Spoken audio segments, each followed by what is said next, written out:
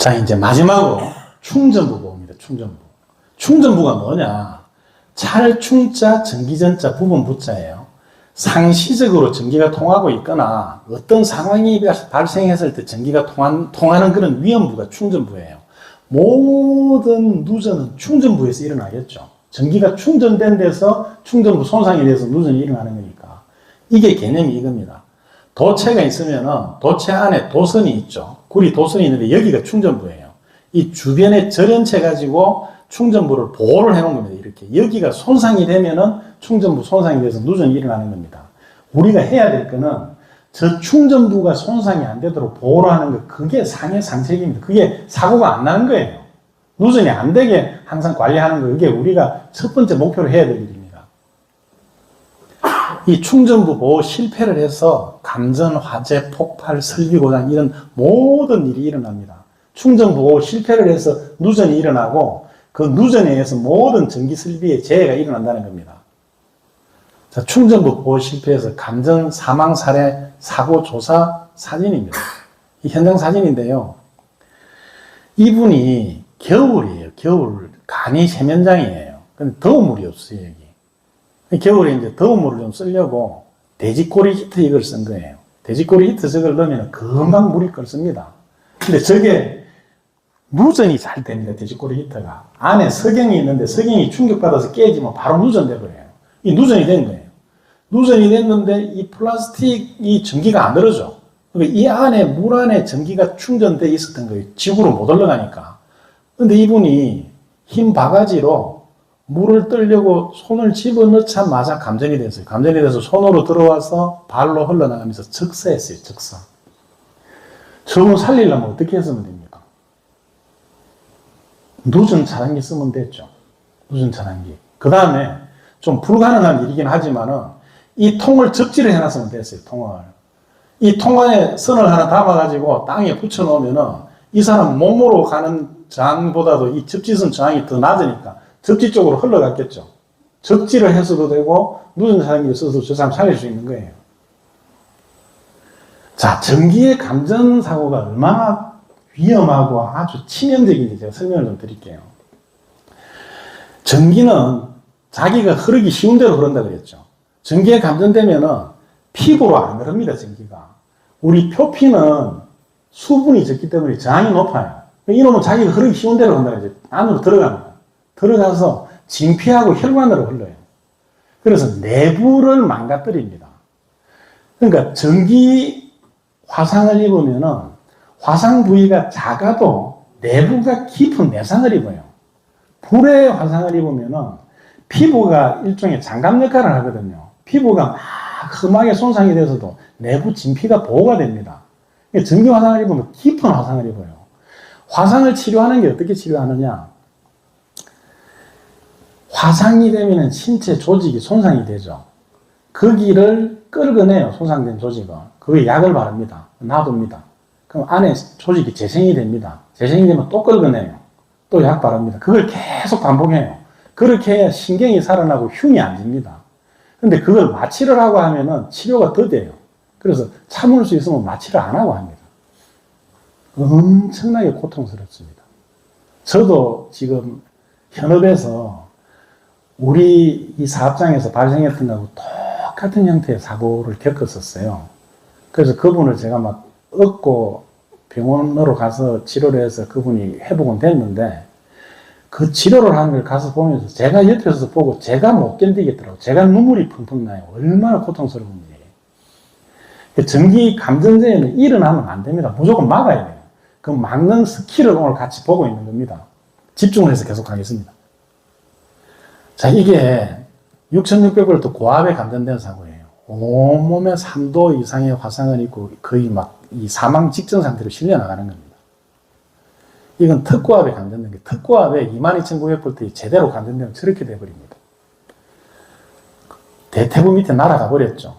머리 떨어져 나가고 발꿈치 다 날아가 버려서 몸이 그냥 수덩이가 돼버렸어요. 퍽 터져버려요, 저렇게. 22만 9,000V에 22,900V에 제대로 감전되면 저렇게 돼버립니다.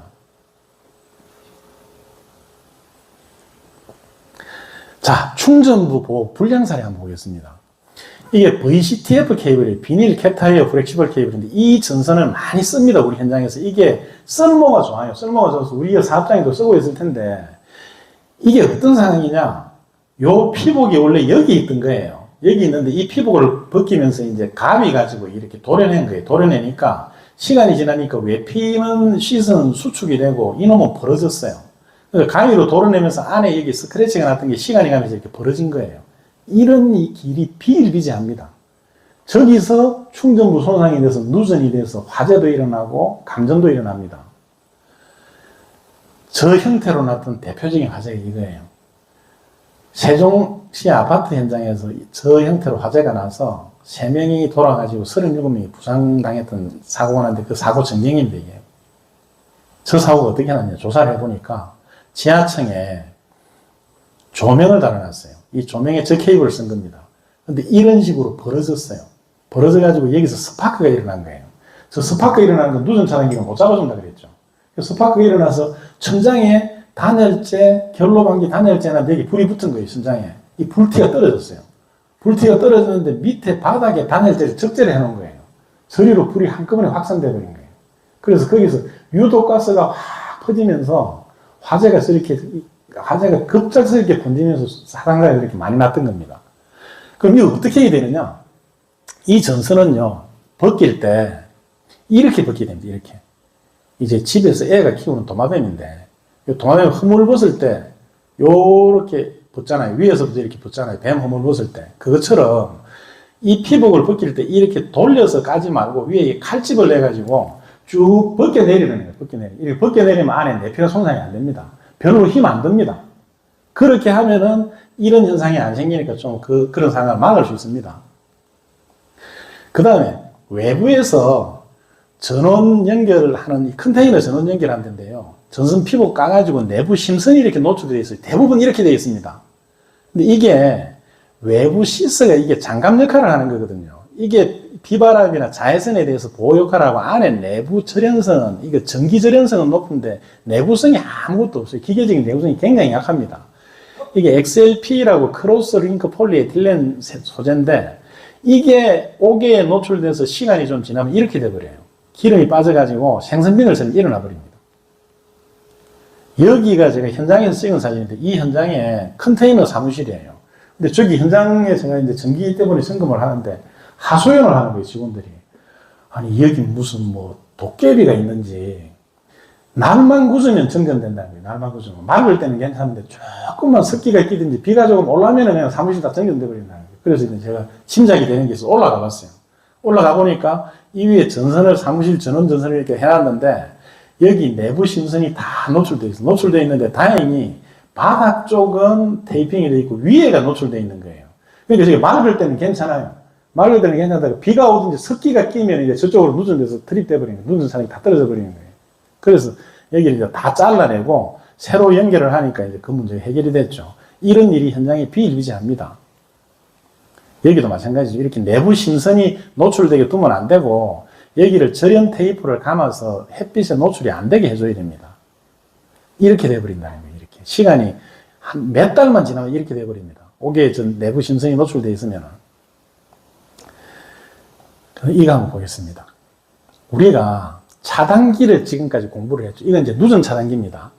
누전 차단기인데 이 차단기 전격 전류가 125A짜리예요. 이 차단기는 125A 이상 흐르면 차단을 합니다. 근데 뒤에 전선을 물려놓은 게 3코어 6스퀘어짜리 물려놨어요. 세 가닥에 6스퀘어짜리 물려놨어요. 저 3코어 6스퀘어짜리 전격 전류가 얼마냐? 이 전격 전류 63A입니다. 저 전선은 64A 이상 흐르면 열이 나서 불이 납니다. 근데 이 차단기가 125A니까 보호를 못 해줘요. 차단기가 보호하는 1차 대상은 뭔가 하면은 차단기 뒤에 물려있는 전선이에요. 그 전선 뒤에 부하를 뭘 물렸을지는 아직 모르는 거고, 차단기하고 전선하고 조합이 맞아야 된다. 그래야 화재가 안 납니다. 여기 과전류가 흘렀을 때 어떻게 되는지 한번 보겠습니다. 여기 이제 제가 실험을 하면서 찍은 영상인데, 이게 2.5스퀘어짜리 IV 전선이에요. 저게 우리 일반적인 건축물에 대부분 저선이 들어가요. 저선이 옥내에 배선이 되어 있습니다. 저기에 과전류가 흐르면 어떻게 되는지 한번 보겠습니다. 전선 피복이 지금 녹죠.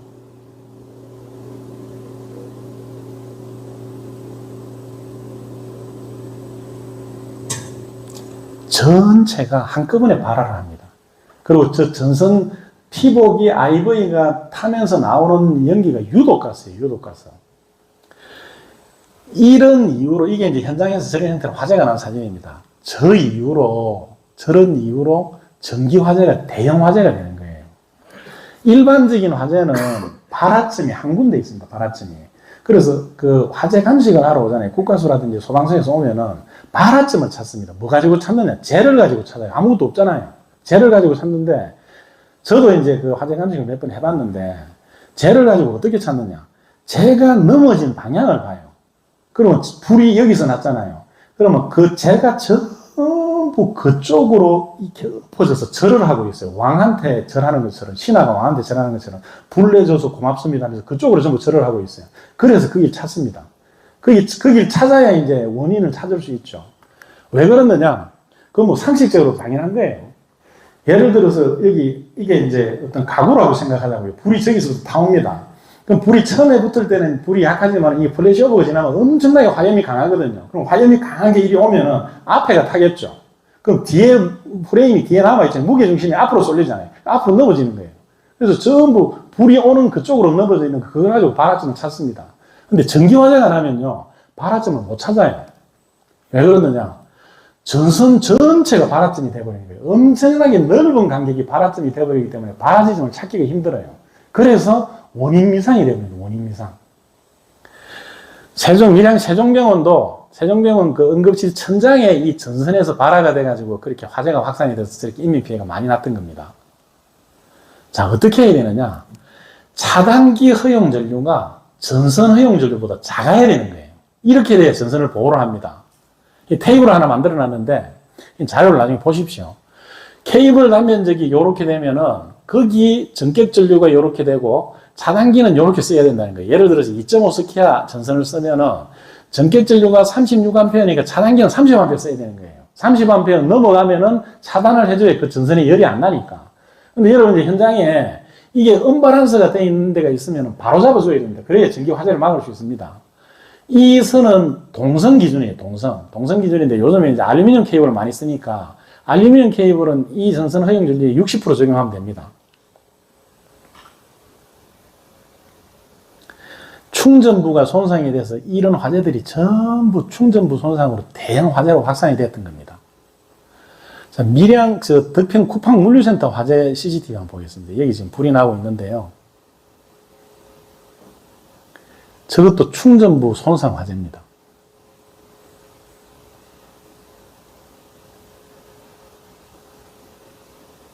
엄청난 피해가 났죠. 이게 이 덕평 물류센터 구조가, 건물 구조가 메자닌 구조였어요. 메자닌 구조. 메자닌 구조가 뭔가 하면은, 원래 이게 층고가 굉장히 높아요, 물류센터는. 층고가 굉장히 높은데, 층고가 한 9m 정도 되는 걸 반을 자른 거예요. 반을 잘라서 4.5m의 바닥을 하나 만들어서 복층을 만든 거예요. 복층을 만들다 보니까, 여기 콘센트가 없잖아요. 콘센트를 그 선반 위쪽에다가, 적재 선반 위쪽에다가 콘센트를 멀티탭을 꽂아가지고 계속 이렇게 연장을 한 거예요. 멀티탭 하나 꽂고 또 꽂고 이렇게 문어발식으로. 그래서 그 끝에 멀티탭에서 충전부가 손상이 돼서 이게 합선이 된 거예요. 합선이 되면서 이렇게 열이 이만큼 스파크가 발생해도 전류가 그렇게 많지 않다 그랬잖아요. 누전도 아니고 과전류도 아니니까 차단을 못 해가지고 이렇게 불이 난 겁니다. 자, 이게 충전부 보호 상태를 보는 게 뭐냐. 전원선이 있죠. 전원선 플러그 코드가 있고 접지선이 있죠. 이 절연저항계라고 여기 사이에 저항을 재는 장비예요. 이 저항을 쟀을 때 외함하고 접지선은 0이 나와야 되죠. 여기 연결되어 있으니까. 여기하고 여기 찍으면 0옴 나와야 됩니다. 정상적으로 연결되어 있으면. 그 다음에 여기하고 여기는 분리되어 있어야 되죠. 전원측하고 이 외함하고는. 이 분리되어 있는 게 1메가옴 이상 나와야 됩니다. 1메가옴. 저기 예전에는 뭐 그 0.2메가, 뭐 0.3메가 이렇게 값이 낮았는데 전부 지금 1메가로 바뀌었어요. 규정이 바뀌면서 1메가가 값이 적을 것 같은데 메가가 100만입니다. 100만. 100만 옴 이상 나와야 안전하다는 거예요. 설비를 운영을 하면서 우리가 220V 쓸 때 여기하고 여기 사이 저항을 쟀을 때 100만 옴 이상 나와야 안전하게 쓸 수 있다는 거예요. 자, 그 다음에 이제 용접기를 쓰신다 그래서 제가 용접기 쪽에 내용을 좀 보겠습니다. 한번 끊어주시죠. 자, 용접기를 우리가 쓰는데요. 전기 용접기를. 용접기의 위험 요인이 많아요. 감전 위험 요인도 있고 화재 위험 요인도 있습니다. 그걸 제가 쭉 오늘 정리를 좀 해드릴게요. 용접기의 종류와 용접 방법입니다. 용접기는 뭐 교류 아크 용접, DC 인버터 아크 용접, 여러분들이 이걸 많이 쓸 거예요. 지금 DC 인버터 아크 용접. 이게 이제 범용하고 있으니까. 그 다음에 마그, 미그, 티그, 플라즈마 이런 용접이 있는데 모든 용접기의 원리는 똑같습니다. 용접이 뭐냐?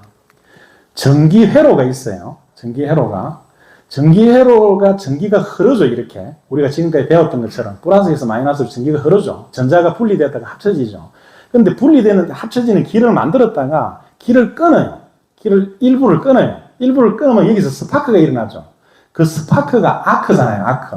그 아크 온도가 5000도 정도 됩니다. 5000도니까 모든 걸 다 녹일 수 있어요. 그 아크를 만들어서 모재를 녹이는 거예요. 용접에서 붙여야 되는 거를 용융을 시켜서 접합을 시키는 거. 그게 용접이에요. 모든 전기 용접의 원리가 똑같습니다. 아크를 만들어서 모재를 용융시켜서 접합시켜서 용접이라고 해요. 용접. 근데 여기서 전격 차단기라는 게 있어요. 이 전격 차단기가 전격 방지기가 충전부를 보호하는 거예요. 충전부를 보호. 그게 뭐냐? 많은 용접기가 있는데 다 몰라도 됩니다. 용접기의 종류는 크게 두 가지로 나눠져요. 우리가 그냥 용접봉만 가지고 용접을 하는 용접이 있고, 그 가스 본배가 있어요. 가스 탱크가 있어가지고 가스 탱크에 배관을 끌고 와가지고 토치를 가지고 용접을 하는 게 있어요. 그 두 종류 용접만 있습니다. 근데 토치를 가지고 용접하는 데는 전격방지기가 필요 없어요.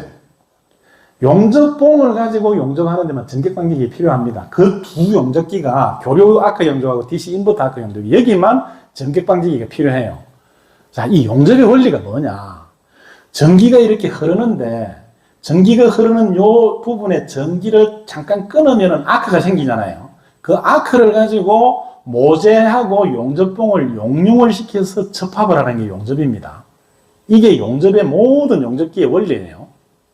그런데 여기서 이 용융을 시켜서 접합을 하는데 금속이 용융이 되면은 굉장히 약해져요. 그 상태에서 공기하고 접촉을 하면 공기 중에는 산소가 있어요. 18%에서 23% 되는 산소가 있는데 이거하고 접촉을 하면서 산화가 되버려요. 거기가 부식이 되버려요. 그러면 그 용접한 용접부 안에 그 산소 기포가 들어가 버리면 굉장히 그 부분이 약해집니다. 그래서 가스를 가지고 쏴주는 거예요. 산소하고 접촉이 안 되도록. 그 가스를 가지고 쏴주는 게 아크 용접기는 어떻게 하는 건가 하면은 아크 용접기 용접심이 있고 이 바깥에 피복이 있어요. 피복이 이렇게 하얀 피복이 있죠. 이 피복이 탑니다. 용접을 하면서. 타면서 가스를 만들어서 이렇게 덮어주는 거예요. 그래서 산소와 공기하고 분리를 해주면서 보온도 시키고 열을 식히지 않도록 보온도 시키고 산소하고 접촉을 안 하게 하면서 용접 퀄리티를 높여주는 그 원리로 저걸 쓰는 겁니다. 그래서 여기에 이게 타면서 이렇게 많은 불티가 나오는 거예요. 근데 보호가스 용접은 뭐냐? 토치를 쓰는 거예요. 토치를. 이 보호가스를 뭐 CO2를 쓰든지 헬륨을 쓰든지 많은 가스를 씁니다. 용도별로. 이 가스를 써서 가스를 토치해서 이렇게 분사를 하면서 이걸 가지고 용접부를 덮어서 용접을 하는 거예요. 이 용접기는 전격방지기가 필요 없어요. 왜 전격방지기가 필요 없느냐? 한번 보겠습니다. 이게 교류아크 용접기, 교류아크 용접기, 이게 용접기의 원조인데 지금 이 용접기는 잘 안 쓰죠. 여러분들이 쓰는 건 이제 이걸 쓰고 있을 거예요. DC 인버터 용접기. 자, 이 전격방지기가 뭐냐? 용접을 할 때 정상적으로 용접할 때는 용접봉하고 어스 사이에 한 70V에서 90V 정도 전압이 나와요. 전압이 이렇게 걸려요. 근데 이 사이에 사람이 들어가면 감전되겠죠. 용접하면 어스 부분에 어스를 물려놓잖아요. 거기는 어싱이 다 돼 있어. 사람이 거기 용접사가 밟고 있어요. 몸이 닿아 있어요. 그 상태에서 용접기 홀더 쪽에 90V 걸리면 거기 접촉하면 바로 감전이에요. 그런데 용접을 할 때는 용접봉을 들고 이렇게 용접을 할 때는 거기 닿을 일이 없잖아요. 근데 용접을 안 하고 딱 스톱을 했을 때 용접기 홀더에 사람이 닿을 수 있죠. 그러면 감전되는 거예요. 그래서 전격방지기는 용접을 할 때는 70에서 90V를 만들어주고 용접이 딱 멈추면은 이걸 한 25V로 다운시켜버리는 거예요. 용접이 멈추면은 전압을 확 낮춰버리는 거예요. 그래서 사람이 접촉해도 감전이 안 되게. 그걸로 화재를 막고 감전을 막는 거예요. 그게 홀더 쪽에서 어딘가 이렇게 올려놨는데 거기 스파크가 일어나면 불이 날 수 있죠. 사람이 닿으면 감전될 수 있죠. 그게 전기방지기입니다. 그게 전기방지기. 근데 이 교류 아크 용접기하고 DC 인버터 아크 용접기는 이 용접봉을 가지고 용접을 하기 때문에 사람이 갖다 대야 전기가 흘러요. 갖다 대야 용접기 전원은 계속 들어와 있는 거고, 갖다 대면 전기가 흐르고 떼면은 이제 해제가 돼서 전기방지기 동작에서 전압이 떨어지는 이렇게 동작을 해요. 근데 가스 용접기는 왜 필요 없느냐? 가스 용접기는 이 토치에 스위치가 달려 있어요. 스위치가 달려서 용접을 할 때 저 스위치를 눌러야 전기가 들어와요. 토치에. 용접기 스위치 눌러가지고 용접하다가 이거 딱 놓으면은 그냥 토치에 전압이 없어져 버리는 거예요. 그냥 감전될 일이 없겠죠. 그래서 보호가스 용접은 전격방지기에 필요 없고, 그 아크 용접기, DC 인버터 아크 용접기하고 교류 아크 용접기에만 전격방지기에 필요한 겁니다. 그걸 좀 참조를 하시기 바랍니다. 반드시 전격방지기 써야 됩니다. 전격방지기를 써야 감전도 막을 수 있고 화재도 막을 수 있어요. 근데 전격방지기를 쓰면은 용접을 이렇게 많이 하는 용접사분들은 사람 감각이 굉장히 예민합니다. 전격방지기가 동작을 하면은 전압이 떨어졌다가 다시 용접봉을 갖다 대면은 전격방지기가 이제 온이 오프가 되면서 전압이 걸려요. 그 시간이 인터벌이 있어요. 시간 딜레이가 있어요. 0.0 몇 초 시간 딜레이가 있는데 이게 엄청 깝깝하게 느껴져요. 갖다 대면 바로 불이 튀어야 되는데 불이 늦게 튀는 것 같고 용접도 잘 안 되는 것 같으니까 전격방지기 그 스위치를 꺼버려요. 끄고 하면은 본인이 그 위험에 그대로 노출되어 있는 거예요. 용접하다 감전 사망사고 많이 납니다. 그리고 그 용접기에 해가지고 또 화재도 날 수 있으니까 전격방지기는 항상 올려놓고 쓰셔야 됩니다. 그게 본인을 살리고 화재를 막아서 설비를 보호하는 길입니다. 자, 충전부 복습하겠습니다. 충전부의 개념, 상시적으로 전기가 통하거나 비상시에 전기가 통할 수 있는 부분입니다. 충전부 보호 불량 사례, 케이블 절연 피복 손상, 그 다음에 차단기하고 전선 조합 불량이 되면 충전부 손상이 된다 그랬죠. 그 다음에 충전부 보호 불량 사례, 뭐 세면장 감전하고 아파트 화재, 물류창고 화재 이렇게 봤습니다. 트래킹 화재는 제가 시간 관계상 생략을 했는데 여기 자료가 있고, 제가 그 건설안전학회에서 그 일을 보고 있는데, 거기서 전기안전기술위원회 일을 보고 있는데, 거기서 공익 유튜브 채널을 하나 만들어 놓은 게 있어요. 거기에 이제 이런 강의를 하면, 오늘도 제가 강의를 녹화를 하는데, 거기에 올려드릴 거예요. 올려드릴 테니까, 올려드리고 그 링크를 나중에 보내드릴게요. 우리 여기 담당자분한테. 그러면 그쪽에 들어가서 링크를 열면은 오늘 강의한 거 이거 들으실 수 있어요. 그리고 오늘 내가 강의를 시간상에 패스를 하면 거기 그 강의가 있어요. 트래킹이라든지 어싱이라든지 강의가 있고, 교환은 내가 여기 다 드렸으니까 그거 가지고 나중에 리뷰를 해서 궁금하신 분들은 또 보시기 바랍니다. 그렇게 계속 반복을 좀 하시기 바랍니다.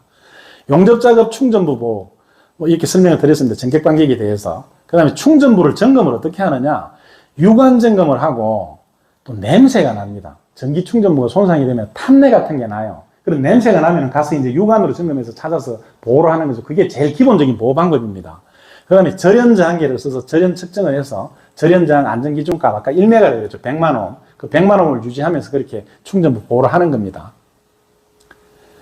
자, 그 다음에 전기안전 관련 법령을 한번 보겠습니다. 자, 한번 세워주시죠. 세우고 다시 해주시죠. 말씀을 드렸죠. 그 법령 제가 간단하게 보여드릴게요. 우리나라의 전기안전 관련 법령은 크게 두 가지가 있습니다. 산업안전법이 있고요. 이건 고용노동부에서 제정하는 겁니다. 한국전기설비 규정이 있어요. KEC. 이건 산업통상자원부에서 합니다. 전기설비 시공을 하는 데는 한국전기설비 규정을 봅니다. 안전에 대해서는 이걸 보고. 근데 이 법이 굉장히 방대해요. 방대한데 그걸 뿌리를 파보면 이렇게 나옵니다. 산업안전보건법 어떻게 되어 있느냐? 전기안전에 대해서 이겁니다. 충전부 보호, 접지, 누전 차단. 저 세 개예요. 순서도 정확하게 제대로 되어 있죠. 충전부 보호가 사고를 막는 거라 그랬잖아요. 그 다음에 접지가 누전이 됐을 때 누전 전류가 사람한테 감전을 일으키거나 화재 폭발을 일으키지 않고 안전하게 흘러갈 수 있는 길을 하나 만들어준다 그랬죠. 접지가 누전 차단기보다 더 좋은 방법입니다. 그래서 제가 두 번째로 접지를 말씀드린 거예요. 2번을 접지를 잡은 거예요. 왜냐?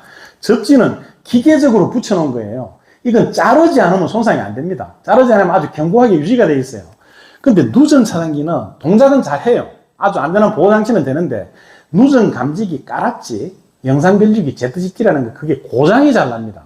그래서 이거 고장 나버리면 누전 차단기 무용지물이에요. 그래서 누전 차단기는 신뢰성이 좀 떨어지는 보호장치예요.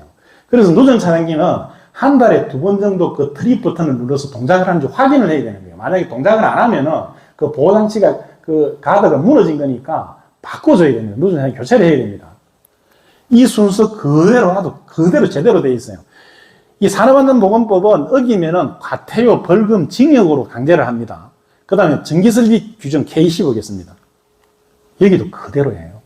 충전부 보호, 접지, 무전 차단기. 저게 알파에서 오메가예요. 그러니까 모든 게 저기서 시작되는 거예요. 저기서 모든 법이 나오고 많이 우리가 쓰고 있는 스마트 안전설비도 전부 저기서 나오는 거예요.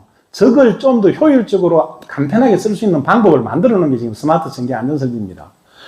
이 KC 규정은 사업 승인이나 인허가 제한을 하면서 강제를 합니다. 그래서 이 두 법 안에서 우리는 업무를 해야 되는 겁니다. 자, 법령 봤습니다. 그 다음에 이제 마지막으로 리튬 이온 배터리 그 화재 사고 원인하고 그런 화재가 났을 때 어떻게 하는 게 가장 효과적으로 대응할 수 있는지 그걸 한번 보겠습니다. 자, 끊었다가 다시 해주시죠. 리튬 이온 배터리 화재 사고 분석입니다. 화재가 발생했을 때 어떻게 진화할 수 있느냐, 이 화재가 왜 발생하느냐, 그걸 한번 보겠습니다. 자, 먼저 참 안타까운 사고가 났는데요. 참 끔찍한 사고가 났습니다. 끔찍한 사고가. 화재 사고가 나면요, 많은 인명피해가 난 화재 사고들이 많았죠, 지금까지. 그게 대부분 전기화재입니다. 근데 그 사망자들은요, 타서 죽는 게 아닙니다. 불에 타서 죽는 게 아니고, 질식해서 죽어요, 질식해서. 그 유독가스를 마시고 질식해서 죽는 거예요. 근데 이 사고는 타 죽었어요, 사람들이. 참 너무나 안타까운 사고가 난 겁니다. 자, 사고 영상을 한번 보겠습니다. 리튬 배터리는 상온에서는 작은 배터리에 불과하지만 열을 만나면 폭탄처럼 변하기 때문입니다. 그런데 이런 게 35,000개 이상이 있었으니 그대로 연쇄 폭발이 일어난 거죠. 장진철 기자가 보도합니다. 연기가 뿜어져나오는 공장. 폭발음과 함께 건물 밖으로 튀겨나온 파편이 불꽃을 내며 계속 터집니다.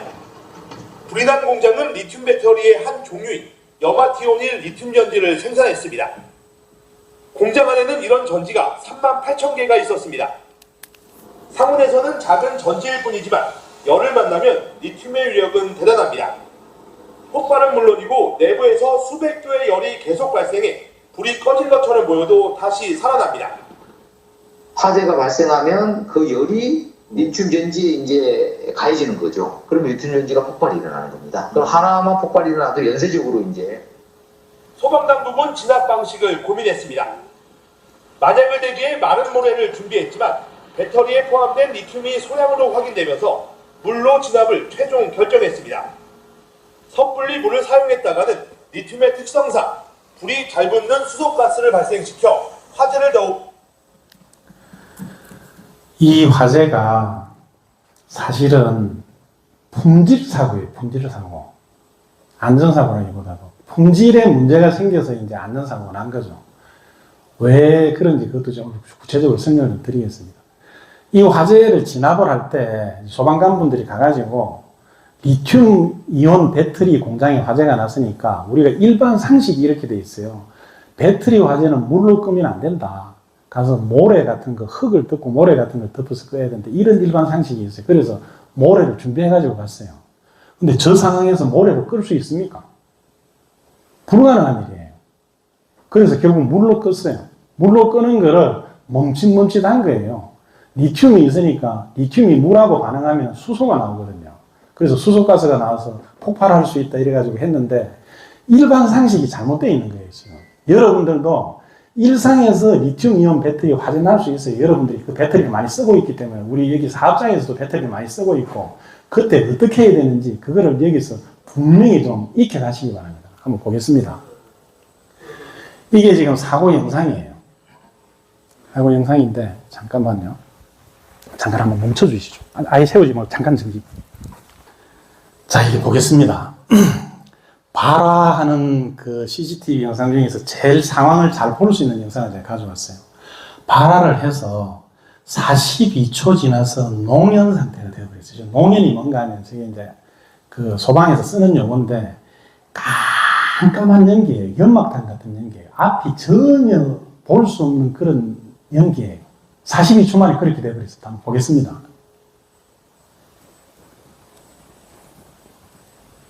배터리 포장백을 적치를 했어요. 적치를 했는데 이제 하나가 터졌습니다. 터져서 연기가 나고 폭발을 하니까 이 직원들이 훈련을 잘 받아서 이제 상계를 시키는 거예요. 같이 있으면 서로 연쇄 폭발이 일어나니까. 근데 서로 상계를 하는 동안에 계속 터져요. 2차, 3차 폭발이 일어나니까 이제 상계를 못 시키고 소화기를 가져와서 끕니다. 분말 소화기를. ABC 분말 소화기를 가져왔어요. 소화기가 안 먹힙니다. 그러니까 이 직원도 지금 뒤로 막 이렇게 뒤로 대피를 하면서 이 분말 소화기를 뿜고 있는데 전혀 작용을 못 해요. 뒷걸음질을 치면서 지금 소화기 뿜고 있는 겁니다. 이렇게 되어버렸어요. 42초 만에. 제법 큰 작업장이에요. 그리고 작업장이 제가 볼 때는 정리변경도 잘 돼 있어요. 그 다음에 소방훈련도 한 것 같고. 근데 저 상태에서 여러분들 탈출할 수 있을 것 같아요. 여기 지금 이 강의실에서 이 강당에 화재가 났을 때 여러분 탈출할 수 있을 것 같습니까? 탈출 못 합니다. 훈련이 안 돼 있으면 탈출을 못 해요. 저렇게 깜깜한 노면이 차면은 저 유독가스를 맨 모금만 마셔도 바로 실신해버려요. 그럼 실신해서 있는 상태에서 대부분 이제 그 가스를 마시고 실신해서 사망을 하는데 저기는 저 리튬이온 배터리가 폭발하면서 타 죽은 거예요. 사람들이 사망하기 전에 그 불에 지금 타 죽은 상태라고. 그럼 저때 어떻게 탈출해야 되느냐? 탈출하는 방법을 일단 제가 좀 말씀드릴게요. 여기가 깜깜한 암흑이 되잖아요. 그럼 지금은 우리가 동서남북 분간이 됩니다. 근데 깜깜한 암흑이 돼서 조금만 몸을 움직이면 동서남북을 몰라요, 이제. 어디가 문인지를 몰라요. 그래서 우왕좌왕해요, 그 안에서. 우왕좌왕 하다가 금방 이제 그 유독가스를 마시고 쓰러집니다. 그럴 때는 이게 구조손수건이라는 이런 이제 그 안전용품들이 있어요. 이런 걸 좀 구비를 해놓고 있는 게 좋습니다. 그런 위험한 데는. 이제 저도 사업장에 이걸 좀 구비를 해놓고 있는데, 이걸 뜯으면은 안에 이제 방독면 역할을 해줄 수 있는 액체가 묻어있는 손수건이 나와요. 이걸로 호흡기를 막습니다. 이렇게. 코하고 입을 막아요. 그러고 앉습니다. 몸을 낮춰서 앉아요. 왜냐하면은 가스가 처음에는 위로 올라가거든요. 그래서 바닥 쪽이 공기가 좀 청정해요. 앉아서 오리걸음으로 이렇게 가는 거예요. 벽을 짚고 가는 거예요. 한 방향으로만. 한 방향으로 계속 가면 어딘가 가면 문이 나와요. 방향을 몰라도 한 방향으로 그렇게 조금만 가면 문을 찾아요. 그렇게 해서 이제 나가면 됩니다. 이 손수건이 없으면은 옷을 가지고 해도 괜찮아요. 옷이나 자기 손수건에 물을 좀 묻혀도 좋고, 물이 없으면은 그냥 손수건으로라도 호흡기를 막아서 어쨌든 유독가스를 마시는 걸 막아야 됩니다. 실신해버리니까. 그렇게 해서 나가면은 살 수 있는 가능성은 있어요. 근데 저기 같은 경우에는 순식간에 42초 만에 저렇게 해서 폭발을 해버렸잖아요. 저건 그렇게 대피도 할 수 없는 상황이었어요. 저건 어떻게 했어야 되느냐? 화재를 껐어야 되는 거예요, 화재를. 화재를 끄는 게 어떻게 끄면 되느냐? 물로 끄면 됩니다, 물로. 물을 갖다 부었으면 되는 거예요. 소화전이 있잖아요, 안에. 소화전을 끌고 와서 뿌렸으면 제일 좋고, 그게 아니더라도 양동이 물이라도 갖다 부었으면 되는 거예요. 그게 일반 상식이, 리튬이온 배터리는 물 부으면 안 된다는 그 상식이 있으니까 직원들이 그렇게 훈련을 안 받았을 거라는 거죠. 자, 한번 보겠습니다. 제가 왜 그 말씀 드리는지. 배터리, 리튬이온 배터리 구조를 제가 보여드릴게요. 이 리튬 배터리는 1991년에 소니에서 만들어서 상용화되었습니다. 이게 특성이 좋아서 아주 대부분 지금 리튬이온 배터리 많이 쓰고 있죠. 이렇게 되어 있는 거예요. 플러스 그걸 리튬을 씁니다. 리튬을. 그 마이너스 그게는 뭐 탄소도 쓰고 여러 가지를 써요. 이렇게 하면서 아까 전기는 이별과 그리움과 재회의 에너지라 그랬죠. 이별을 시켜놓은 거예요. 플러스 전기, 마이너스 전기를 이쪽 저쪽으로 계속 분리를 시켜놓은 거예요. 그럼 서로 끌어당기는 힘이 생기겠죠. 여기서 못 합쳐지게 분리막으로 막아놨어요. 분리막으로. 그리고 바깥으로 전선을 이렇게 연결을 시켜요. 그리고 이쪽으로 흘러가는 거예요. 이쪽으로 흘러가면서 다시 재회를 하는 거죠. 여기에 전기 설비를 연결해서 쓰는 게 저게 리튬이온 배터리예요. 근데 저기 사고가 어떻게 난 거냐? 이게 터진 거예요. 가운데 분리막이. 저 분리막이 터지는 거는 충격을 받든지 열을 받으면 터져요. 저 리튬이온 배터리는 저기는 아리셀은 그 1차 전지 생산하는데요. 1차 전지. 1차 전지는 충전이 재충전이 안 되는 전지예요. 2차 전지는 우리 핸드폰 배터리처럼 충전했다가 쓰고 다시 충전하는 그 전지가 2차 전지. 1차 전지는 한번 완충전해서 우리가 그 편의점에서 사는 그냥 배터리 건전지. 그러니까 여기는 배터리 충전되는 게 90% 이상 충전돼서 나와요, 제품이. 근데 우리가 2차 전지는 출고가 될 때 한 50%만 충전돼서 나와요. 그래서 와서 이제 충전해서 쓰면 되니까 이건 90%니까 압이 굉장히 높잖아요. 굉장히 이게 위험도가 높은 전지예요. 그런데 이게 뭔가 품질상의 결함으로 인해 가지고 품질상의 문제를 이게 하나 깨진 거예요. 배터리 하나가. 이게 깨져서 처음에 발화를 했죠. 엄청나게 열이 납니다. 이게 왜 열이 나느냐? 누전 합선된 거예요. 정상적으로는 1위 전기가 흘러야 되는데 여기 깨져서 누전 합선된 거예요. 그러니까 엄청난 전류가 흐르겠죠, 한꺼번에. 그러면서 순식간에 몇백도 온도가 올라가는 거예요. 그러면 그 옆으로 그 열이 전달이 되면서 그 옆에 배터리 분리막이 또 터지는 거예요. 그래서 연쇄적인 폭발이 일어나는 겁니다. 그래서 아까 그 직원들이 터지는 걸 보고 와서 그걸 배터리를 분산을 시키려고 막 했잖아요. 그 훈련을 받은 거예요. 그런데 그게 계속 2차 폭발, 3차 폭발이 일어나면서 확산이 돼서 그 짝으로 적게 되니까 소화기를 가져와서 껐는데, 우리 여기도 있죠. ABC 분말 소화기. 소화기는 항상 눈에 보이는 데 있어야 되는데 잘 안 보이네. 그 분말 소화기를 가지고 껐는데 그게 화재를 막아주지를 못해요. 리튬이온 배터리는 열로 화재가 나는 거거든. 그 분말 소화기는 덮어가지고 공기를 차폐를 해서 집식 소화를 하는 거예요. 그 전혀 소화 기능이 안 돼요, 거기는. 그러니까 그 상황에서 계속 터져가지고 저 상황이 돼버린 거예요. 물을 갖다 부었으면 되는 거예요, 물을. 물을 갖다 부었으면 저만큼 확산이 안 되는 거예요. 왜 물을 부으면 되는지 그걸 제가 말씀드릴게요. 우리가 일반적인 지금 범용되는 이 유의사항이 이래요. 배터리 화재. 배터리 화재는 플러스 극과 마이너스 극의 합성, 단락이라 그랬죠. 단락되어 통제불능 상태로 대량의 누전 전류가 흐르면서 발열, 발화, 폭발하는 전기 금속 화재예요. 전기 금속. 전기 화재가 C형이고 금속 화재가 D형인데, 이 리튬이라는 이 물질 자체가 반응성이 높기 때문에 금속 화재하고 전기 화재가 같이 발생하는 거예요. 이렇게 이제 정의를 하고 있는 거예요. 전기 금속 화재다. 그 다음에 리튬이 물과 접촉하면 폭발적인 반응이 일어나면서 폭발성 수소가스가 나온다. 이게 그 반응 시기에 수소가스가 나와요, 실제로. 그래서 물을 뿌리는 주수소화 시 물이 전류의 통전 경로를 형성해서 화재가 확산되고 감전될 수도 있고, 그 다음에 폭발성 가스가 발생해서 2차 폐해를 유발한다. 그러니까 물로 끄면 안 된다. 이렇게 돼 있는 거예요. 근데 오늘 우리가 누전 배웠죠, 누전. 전기가 누전된 전기가 어떻게 흐른다 그랬죠? 가장 자기가 흐르기 쉬운 길로 흐른다 그랬죠. 저항이 가장 작은 대로.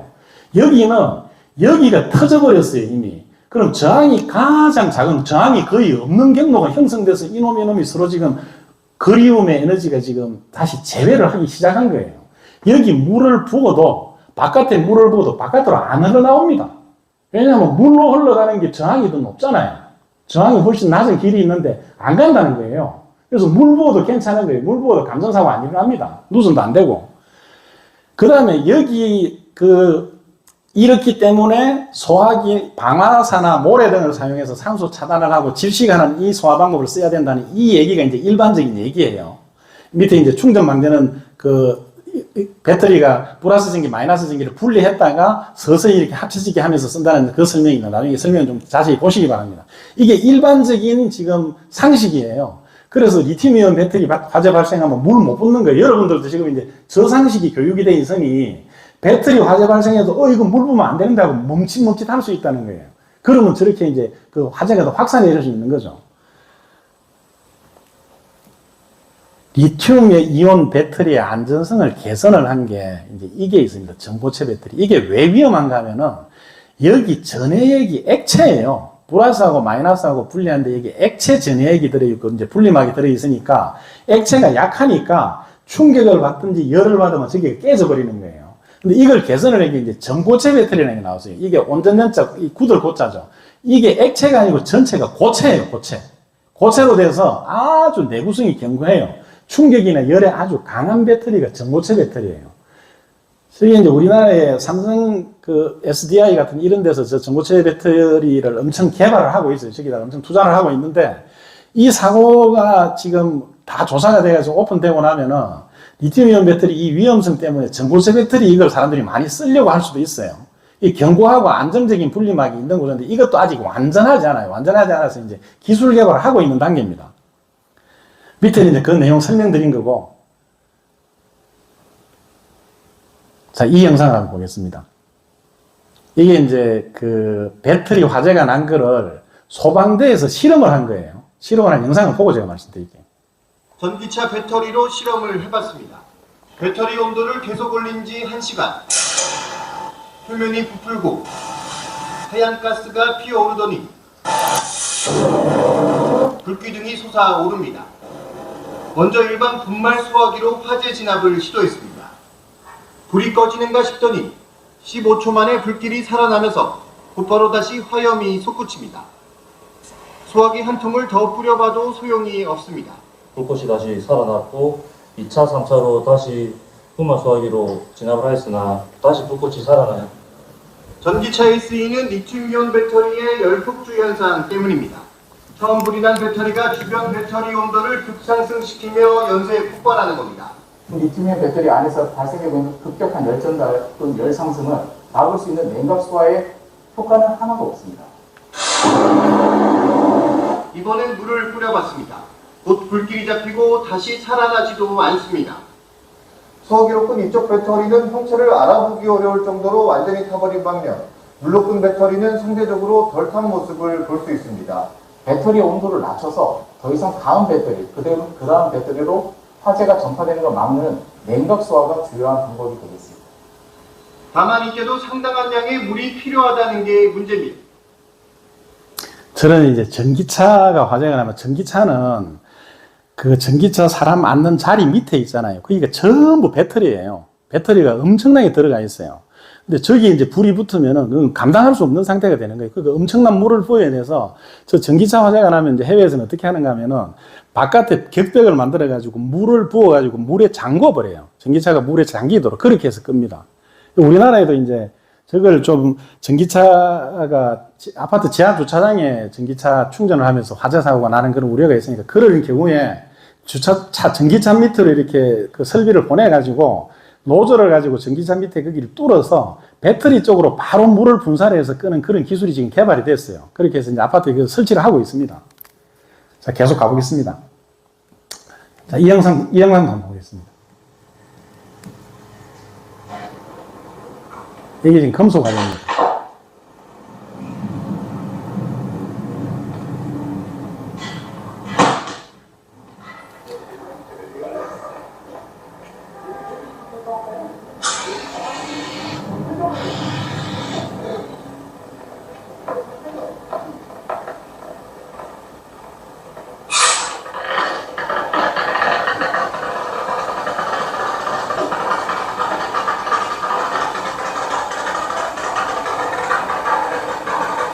저게 금속 화재 소화기예요.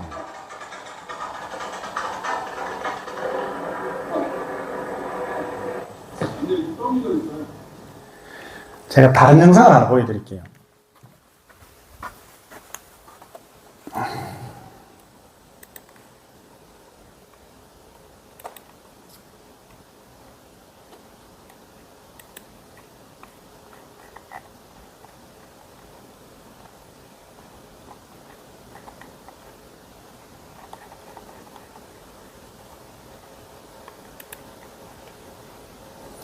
리튬하고 나트륨하고 칼륨이 있는데요. 저게 알칼리 금속이에요. 알칼리 금속이 뭔가 하면은 그 물하고 격렬하게 반응하면서 소금이 만들어지는 원소예요. 그렇게 엄청 발열을 합니다. 발열하는데 그 세 가지 금속의 반응성이 어떻게 되는지 그걸 한번 보여드릴게요.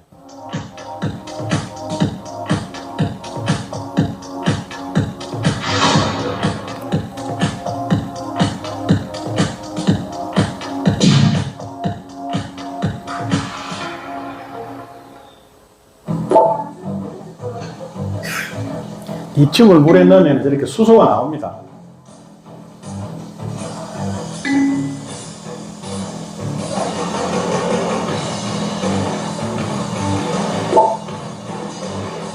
나트륨입니다.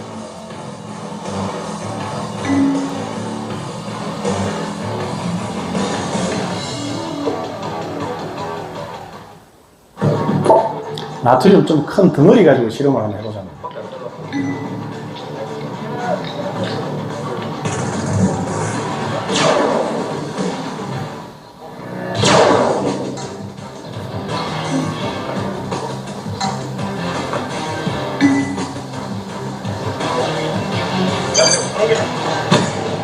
저렇게 폭발을 해요.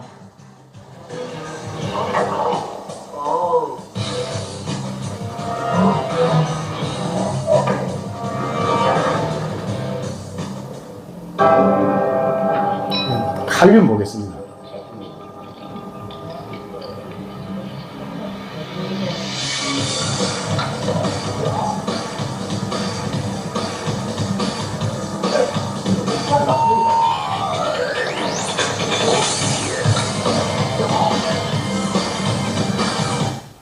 리튬이 물과 반응성이 가장 낮아요. 물하고 반응하는 게. 그러니까 나트륨하고 칼륨은 폭발을 해요, 실제로. 근데 리튬은 물하고 반응을 하면 그냥 수소 가스만 나와요. 근데 물을 가지고 대량 양동이 물을 붓든지 그 수도 꼭지 물을 붓든지 샤워기로 물을 붓든지 아니면 소화전에 물을 부으면은 그 수소가스는 그냥 비산돼 버려요. 그래서 리튬 이온 배터리 화재가 나면 물로 끄는 게 정답이에요. 물로 그 열이 확산이 안 되게 열을 식혀서 물로 끄는 게 정답인데 그걸 이제 못된 거예요. 그래서 그 좀 더 빨리 그 물을 가지고 주수 소화를 했으면은 뭐 그래도 큰 차이는 없었겠지만 화재가 좀 더 빨리 진화가 될 수도 있었겠죠. 자, 이게 이제 배터리 실제 모양입니다. 이 각형 배터리를 뜯어보면은 양극이 있고 음극이 있고 가운데 분리막이 이렇게 있어요. 이게 원통형 배터리. 이번에 거기 이제 RSL을 사고 났던 그 배터리가 이런 타입입니다. 여기 분리막이 있고 안쪽에 양극이 들어있어요. 안쪽에. 바깥쪽에 음극이 들어있어요. 보호를 해놓은 거예요. 저게 물하고 반응을 하면 위험하니까 맨 안에 양극을 넣고 분리막을 넣고 음극을 싸가지고 바깥에 이렇게 생활 방수가 될 수 있도록 만들어 놓은 거예요. 그래서 물을 뭐 일부러 물에 담글 필요는 없지만은 물이 좀 그 빗물이 떨어져도 보호가 될 수 있도록 만들어 놓은 겁니다. 배터리가. 그러니 이 파우치형 배터리도 양극이 있고 음극이 있고 가운데 분리막이 있죠. 배터리 구조가 이렇게 되어 있습니다. 결론은 뭐냐? 리튬 배터리 화재 때 물로 끄라는 거예요. 물로. 리튬 배터리 화재 소화기가 있어요. 리튬 배터리 화재 소화기 나와 있는 게 있으니까 그거 이제 차선책으로 그거를 쓰고 그게 이 리튬 배터리가 많이 있으면 이걸 준비해 놓는 게 좋겠죠. 그다음에 금속 소화기 요순수로 쓰는 겁니다. 이게 이제 실무에 적용될 수 있는 유의사항을 제가 새로 만든 거예요. 배터리 화재는 플러스 극과 마이너스 극이 합선되어 통제불능 상태로 대량의 누전 전류가 흐르면서 발열, 발화, 폭발하는 전기 금속 화재는 맞아요. 근데 가스 발생량이 많지 않습니다, 수소가. 그 물을 뿌리면은 누전이 된다 그래도 통전 경로는 형성이 안 됩니다. 통전 경로는 내부에 이미 형성이 되어 있기 때문에 바깥으로 누전되지 않아요. 그러니까 물 뿌려도 전기가 흘러나와서 누전 감전되는 거 없다는 거예요. 분말 소화기 효과가 없고 방아쇠 사용하는 게 현실적으로 어려워요. 그래서 결국 주수 소화 또는 금속 화재 소화기 이걸 쓰는 거예요. 이걸 쓰는 게 제일 좋다는 거예요. 그 다음에 제가 꼭 보여드릴 것만 좀 보여드리고 넘어가겠습니다. 소화기가 어떤 소화기가 있느냐 국내에 소화기가 이런 종류가 있어요. 이게 이제 그 ABC 분말 소화기가 ABC죠. ABC 분말 소화기가 전기 화재하고 유리 화재 일반 화재 다 효과가 있는데 이 리튬 그 이온 배터리 화재는 금속 소화기 이걸 써야 되는데 금속 소화기가 지금 아직 기술 기준이 확정이 안 됐어요. 저걸 이제 기술 기준을 받으려고 올려놨는데 근 1년이 지났는데 아직 확정이 안 돼서 뭐 8월이나 올 8월이나 9월쯤 되면 저게 확정이 돼서 어떻게 세팅이 될 수도 있는데 이게 아직 심사 중입니다. 그다음에 리튬 전지 화재에 대한 효과가 없고 ABC 소화기는 리튬 전지 화재용 이 배터리 그 화재용 소화기는 나와 있는데 국내 시험 기준은 없어요. 근데 아까 우리가 실험한 거 있잖아요. 실험으로 불이 잘 꺼진다는 거 그것만 이제 확인이 된 그런 상태에 있으니까 그렇게 참조하시고 그 사업장에 배터리가 많이 있는 데가 있으면은 저 설비를 좀 준비를 해 놓을 필요가 있습니다. 다시 돌아가겠습니다.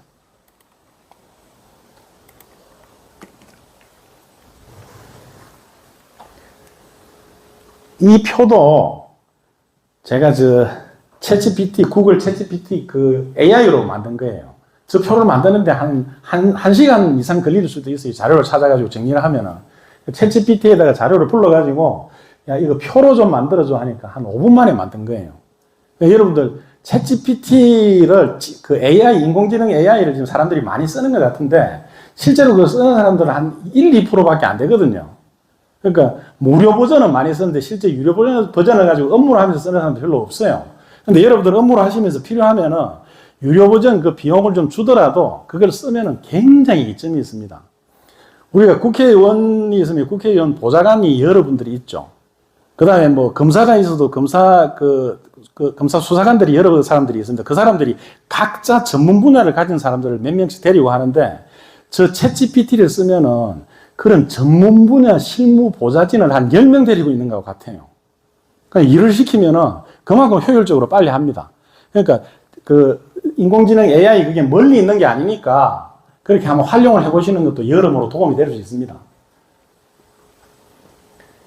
자, 마지막으로 이제 이 말씀을 좀 드리려고 제가 지금 꼭 필요한 것만 좀 발췌를 해서 지금 정리를 한 건데, 여러분들 이거 뭔지 알죠? 이거 자동 확산식 소화기죠. 이거 군데군데 지금 달려 있는 데 있을 거예요. 이런 그 연구 건물에는 저게 없는데, 가설 건물에는 저걸 가지고 다 이제 소화 설비를 하거든요. 이게 지금 여기 달아놓은 게 센터에 달아놨죠, 센터에.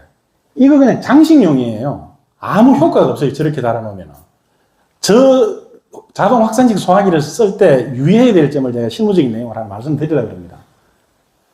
이게 실험 영상이에요. 실험을 한 거예요. 그 자동 확산식 발포 소화기는 5년 정도 쓸 수 있습니다. 72도 정도 여기가 온도가 올라가면 노즐의 퓨즈가 터지면서 마개가 터지면서 이렇게 10초 동안에 3kg의 AD10 분사를 합니다. 이게 처음에 한번 터지면요, 소화기 그 소방차 한 대 효과를 해요. 불이 난 자리에, 최초 발화한 자리에 쏟아지면 그렇게 됩니다. 실험 영상을 보여드릴게요. 여기 옆에 소화기를 하나 달고 여기 소화기를 달았는데 이제 불이 여기서 난 거예요, 발화 지점이. 요건 이제 조금 떨어져 있는 소화기라고 가정을 하자고요. 어떻게 되느냐?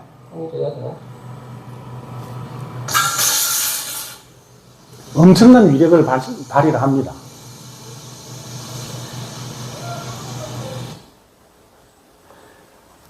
저 소화기를 만약에 사무실, 그 전진 배치 사무실이나 가설 사무실에서 설치를 한다면은 거기 불이 날 자리가 어딘지를 봐야 되는 거예요. 예를 들어서 겨울이면은 난로를 쓰잖아요. 난로 위에 설치해놔야 되는 거예요. 그 다음에 그냥 일반 사무실에는 콘센트 많이 있는 데 있죠. 콘센트 많이 집합되어 있는데 거기 위에 설치해놔야 되는 거예요. 가운데 설치해 놓는 거는 무용지물이에요. 제가 화재 조사를 하러 가보면은 가운데 자동 확산기 소화기 5개 설치해 놨는데 가보면 다 탔어요. 다 타졌는데 근원도 다 터지긴 터졌어요. 터졌는데 사이드에서 불이 발화가 돼가지고 이렇게 불이 타오르면서 이제 플래시 오버가 됩니다. 그러면 엄청난 화염이 발생하면은 저게 터져도 소화를 못 해줘요. 그걸 꺼줄 만한 힘이 안 되는 거예요. 그래서 최초에 발화할 지점이 어딘지 예상을 해서 그 위에 달아줘야 됩니다. 그 위에 달아줘야 저 소화기가 자기 효과를 발휘할 수 있습니다. 제가 현장에 사고조사를 하러 가서 보면서 너무 그게 안타까워가지고 그래서 이 내용을 제가 좀 전달을 드립니다. 자, 리튬이온 배터리 화재 핵심사항. 분리막 손상에 의해서 배터리 내부 누전 합선 화재입니다. 화재 진화 방법. 대량의 물로 냉각 소화합니다. 합선 위험 없습니다. 그다음에 수소 발생 위험도도 그렇게 높지 않습니다. 리튬이 물하고 반응성이 가장 떨어지는 가장 낮은 알칼리 금속입니다. 그래서 이제 이번에 소방서에서도 저 아리셀 화재에도 배터리 안에 들어있는 리튬이 그렇게 양이 많지 않고 거기에 주수 소화를 해서 이 소방호스로 물을 뿌리면 그 수소가 발생한다 하더라도 흩어져 버리고 폭발하지 않는다는 거예요. 그거를 판단하고 뒤에 이제 주수 소화로 방법을 바꿔가지고 불을 껐다는 거죠. 전기 화재, 리튬 배터리 화재 소화기, 금속 화재 소화기 T금, 요걸 써서 이건 어떤 역할을 하는가 하면은 저 리튬 배터리 소화기나 금속 화재 소화기는 이런 기능을 하는 거예요. 그걸 쏘면은 냉각을 시켜요. 불이 난 부분을 냉각을 시키면서 그 표면에 피막을 만들어요, 피막을. 피막을 만들어서 산소도 차단하면서 냉각을 시키는 그 효과가 있는 게 리튬이온 배터리 소화기하고 금속 화재 소화기가 그런 기능을 하는 겁니다. 자, 이제 마지막 정리하겠습니다. 이 황소가 한 마리 있는데요. 꽃비를 채워놨죠. 근데 저 황소 꽃비를 왜 채웠느냐? 사실은 저 꽃비를 가지고 저 황소를 보호하려는 거예요. 저 꽃비가 없으면 저 황소가 막 천방지축으로 뛰어가지고 어디 뭐 낭떠러지 떨어질 수도 있고 전기에 감전될 수도 있고 차에 받칠 수도 있고 그렇잖아요. 그래서 보호를 하려고 꽃비를 채워놨는데 이 꽃비 채워놓은 것 때문에 소가 막 자기 혼자 이렇게 저 줄을 목에 감아가지고 질식해서 죽고 하는 이런 사고도 납니다. 이 완전한 방법은 아니라는 거예요. 이 꽃비를 채우는 게. 그러면 이 소를 보호하는 가장 확실한 방법이 뭐냐. 이런 넓은 들판을 주는 거예요. 넓은 들판을. 천방지축으로 아무리 뛰어다녀도 안전하게 위험 요소를 없애주는 거예요. 그 위험 요소를 없애는 게 우리가 오늘 안전 강의를 하고 있으니까 이제 두 가지만 말씀드릴게요. 안전공학에서 이걸 합니다. 풀 프로프하고 페일 세이프를 해요. 풀이 이게 바보죠, 바보. 바보를 보호한다는 거예요. 휴먼 에러를 보호한다는 거예요. 이 사람이 진짜 어리석고 멍청하고 위험론을 몰라가지고 사고를 내도 그 사람을 보호해 주는 거예요. 그게 첫 번째 풀 프로포고, 페일 세이프는 고장이 났을 때 안전한 장소로 갈 수 있도록 하는 거예요. 예를 들어서 엘리베이터 고장 나면은 가장 가까운 층에 가서 문이 열리고 스톱합니다. 그게 페일세이프예요. 그 두 개가 다 적용돼서 나온 게 이거예요. 이 풀프로프를 예를 들면 이해를 돕기 위해서 우리가 냉온수기 있죠. 냉온수기 정수기 가면은 냉수는 그냥 손 밀어 넣으면 물이 나오죠. 근데 온수는 그냥 안 나오잖아요. 온수는 저 위에 빨간 보탄을 누르고 컵을 갖다 대 나옵니다. 저게 풀프로프예요. 평상시에 사람이 이게 의식이 아주 차분할 때는 거기 뜨거운 물인 줄 아니까 조심을 하는데 뭔가 멘붕 상태가 돼가지고 무의식적으로 이게 손을 밀어 넣었을 때 화상을 입을 수 있으니까 그럴 때도 손을 밀어 넣으면 물이 안 나오면 쳐다보고 아 이거 눌러야지 하고 누르면은 조심을 하잖아요. 그렇게 보호를 해주는 그 개념이 풀프로프입니다. 그런데 이 세 개가 다 적용된 게 전기 작업에서는 이거예요. 충전부 보호, 보호접지 접속, 누전 차단기 사용. 저 세 개를 잘 지키면은 어떤 위험한 상황이 있어도 사람을 보호를 해줍니다. 그게 오늘 우리가 최종 도착한 학습의 목표 지점이에요. 자, 아까는 잘 모르면서 따라했지만은 이제 그 마음의 정립이 됐다고 보고 한번 따라하고 마무리하겠습니다. 자, 충전부. 제가 교육을 잘못한 것 같아요. 전혀 전달이 안 된 것 같은데.